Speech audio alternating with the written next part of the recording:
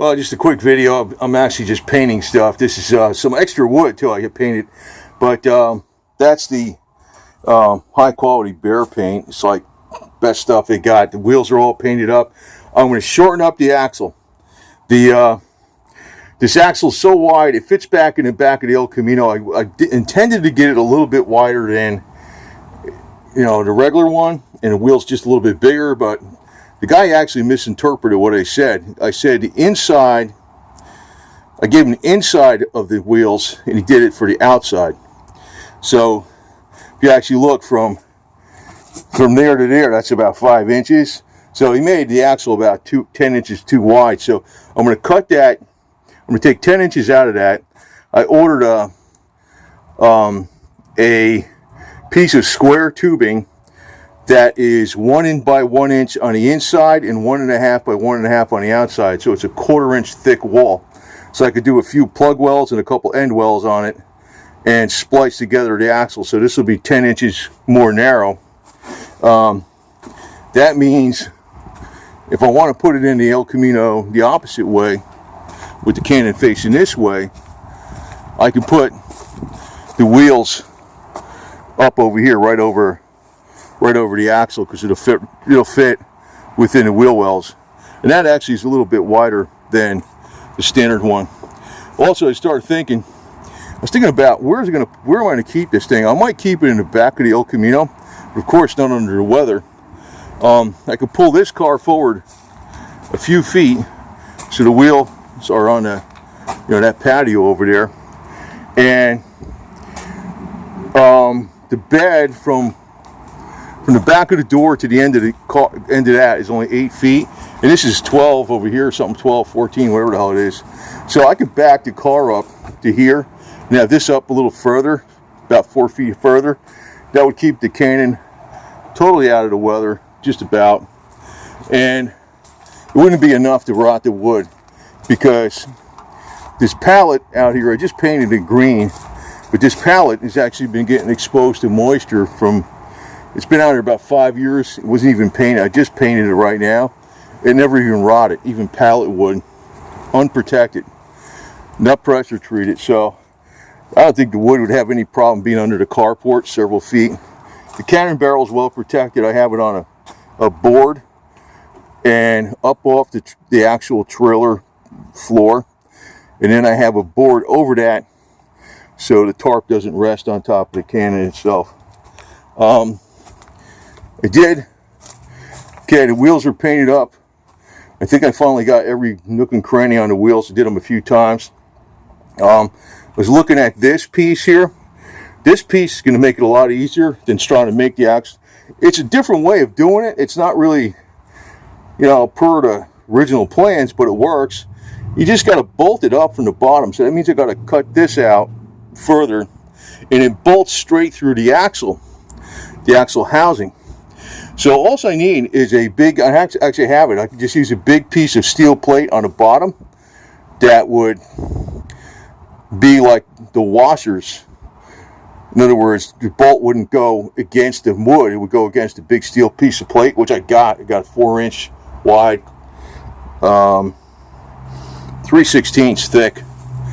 I need to make the wheel guards, and I have 2 3-inch wide pieces, which is maybe 6 inches.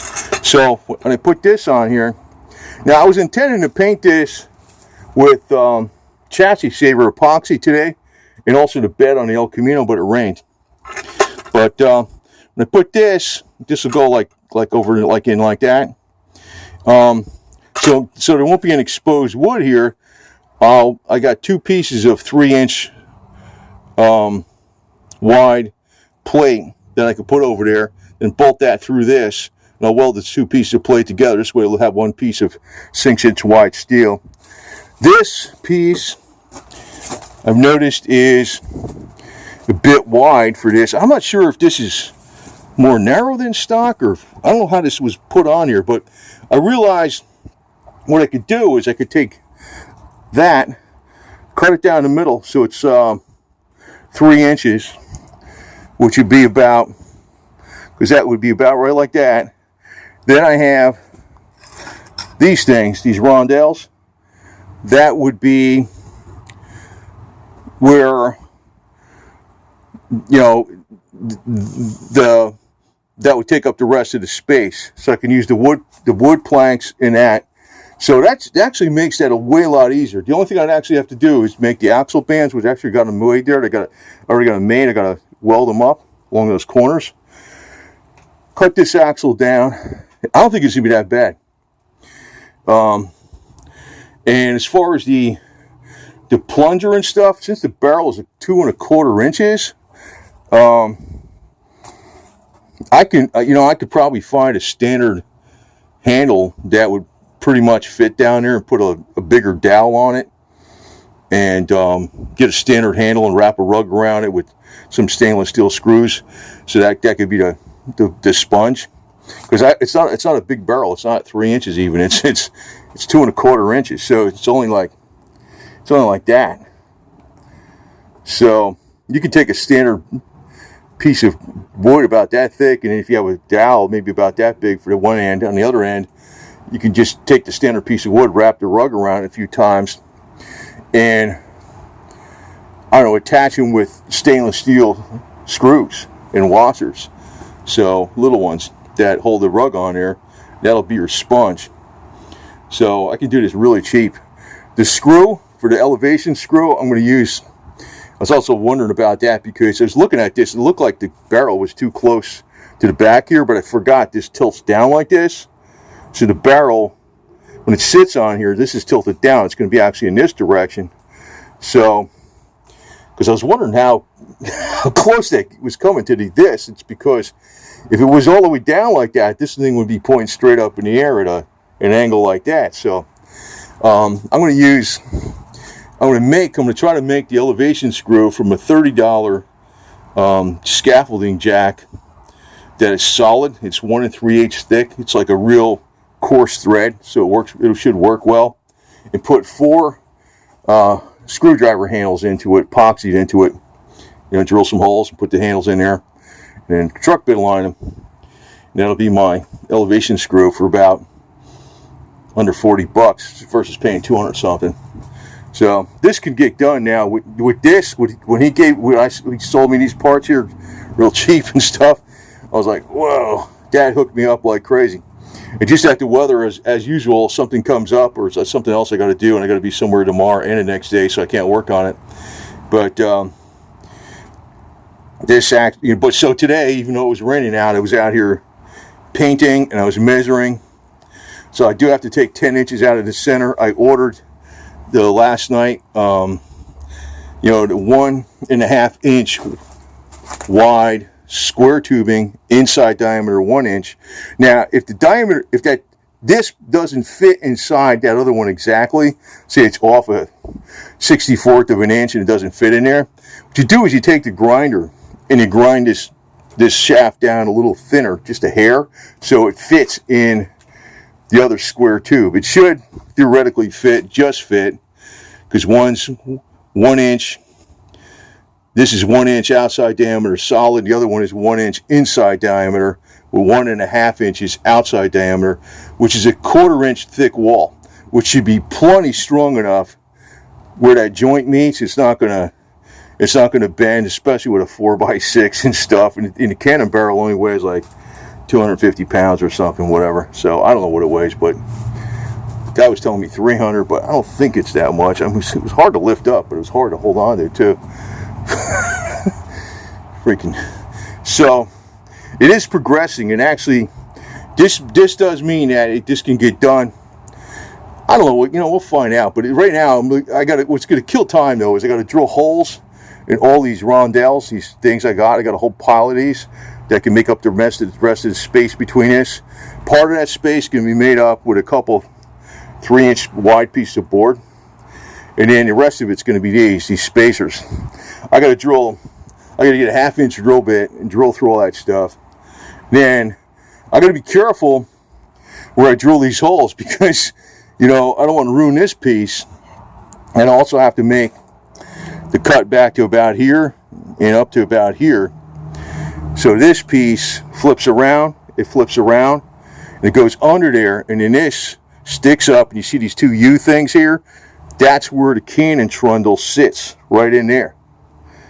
So, but I got to be careful with my measurements, because measure 10 times, cut once. So I was just out here painting stuff up and doing some measurements, and you know, I calculated what I got to do to shorten this axle. I was worried about how the hell am I going to do this to shorten the axle if I was thinking about that, because this is kind of stupid, this thing being this wide like this. Plus it would look really stupid. It's not going to look right as it is, because it's going to be a little wider and a little taller, but I don't want it to be that off. So, but you know, it actually might look better. I know everybody's going to say it's wrong, but the other thing is, if it's a little more narrow, it's not going to go right to the edge of this, and I'll have to make a little overhang like that. It'll fit. It'll be 10 inches. It'll be 5 more inches in. It would sit. The wheels would sit right about here, and well, they would sit right where these cans are. That's inside the fenders. It would fit nice and neat. So I was working on my website today, and I'm MarionLightArtillery.com, and the website was down, and I'm like calling up tech support, and I'm like, it's a little embarrassing, because I emailed a bunch of people about it, and it's like, a stupid thing. It's not me.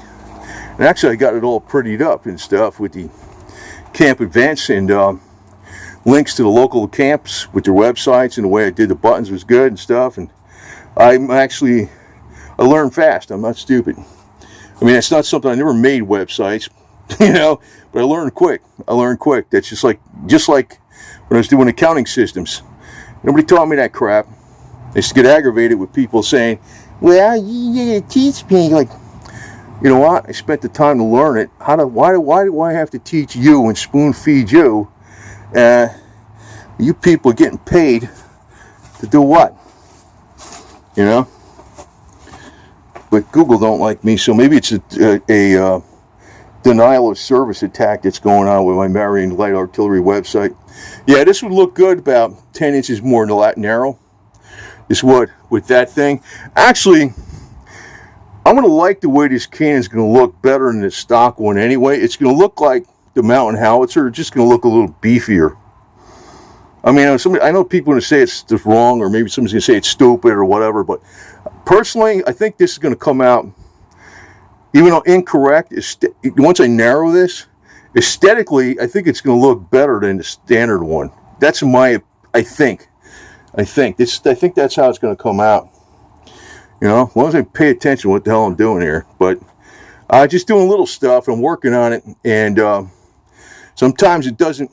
You know, it's a damn good thing I didn't go nuts trying to make all that stuff back there in those cheeks, because if I would have done that, maybe I wouldn't have got that, you know, because the guy knew I was having trouble with that shit. So he hooked me up with that. That saved gobs of work, ridiculous amounts of work. And even the elevation screw, you know, if I get the whole damn thing together and I got everything ready, and I say I don't have the elevation screw on it, I can always put something there to just keep the barrel steady and shoot the thing, because you're only shooting blanks anyway. There you go.